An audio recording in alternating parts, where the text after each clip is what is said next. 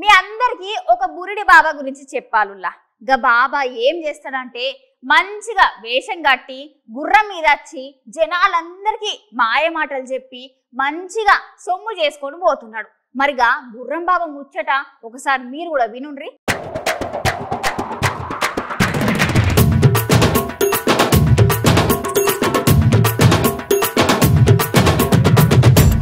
జాతకాలు చెప్తాం, పంచాంగాలు చెప్తాం, లేనిది ఉన్నట్టు చెప్తాం, ఉన్నది లేనట్టు చెప్తాం. ఓం ఫట్ స్వాహ.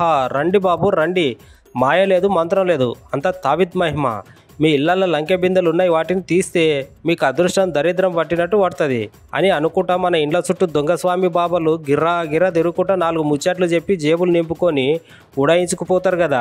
ఈ జనాలందరూ కూడా గట్లాంటి మోసాలు చేసే దొంగ బాబాలనే మస్తుగా నమ్ముతారు.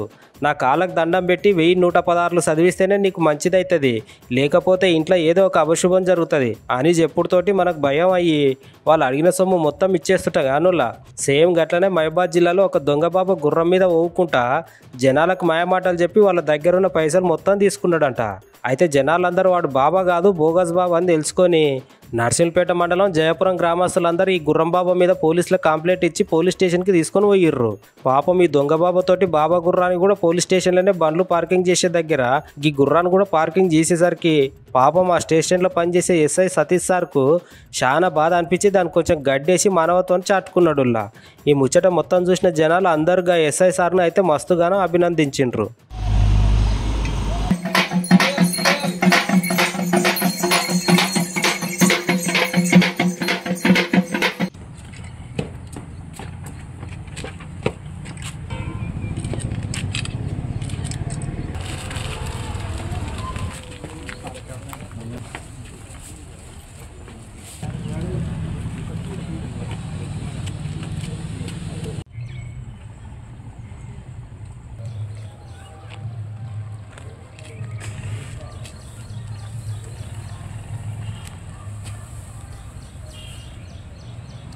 మనం గత కొన్ని రోజులుగా మీడియాలలో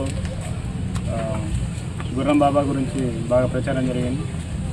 దీని గురించి ఎంక్వైరీ చేయగా సూర్యాపేటకు చెందిన 6 వ్యక్తులు ఒక గుర్రాన్ని కొనుగోలు చేసి 6 వ్యక్తులు ఎవరంటే మోతే రాములు, 2 పర్వతం లక్ష్మయ్య, కడమంచి సైదులు, కడమంచి అశోక్, సిరిగిరి నరేష్, తూర్పాటి గంగరాజు. ఈ 6 వ్యక్తులు ఏంటంటే ఒక గుర్రాన్ని కొనుగోలు చేసి ఆ పర్వతం లక్ష్మయ్య అనే వ్యక్తిని గుర్రం బాబాగా తయారు చేసి ఆ బాబా వేషధారంలో ఈ పసుపు బట్టలు ప్లస్ ఈ తాయెత్తులు ఇవన్నీ మెల్ల వేసి మీ ఇంటికి నరదిష్టి తగిలిందని లేదా ఆ ఊర్లో బొడ్రాయి పగిలింది అశుభం అంతా మీ ఇంటికి వీకపోతుందని చెప్పి వాళ్ళ ఇళ్ళకి బెదిరించి వాళ్ళకి లేనిపోని మాటలని చెప్పి మాయమాటలు చెప్పి భయభ్రాంతులకు గురి చేసి వారి దగ్గర పూజల పేరిట ఒకవేళ మీరు పూజలు చేసుకున్నట్లయితే మీకు అశాంతి కలుగుతుంది, మీ ఇంట్లో ఎవరో ఒకరు చనిపోతారని చెప్పి భయభ్రాంతులకు గురి చేసి 50,000 అడగటం, ₹1,00,000 అడగటం, ₹1,00,000 ఖర్చు అవుతుందని చెప్పి 30,000 మేము పూజలు చేస్తామని చెప్పడం రకరకాలుగా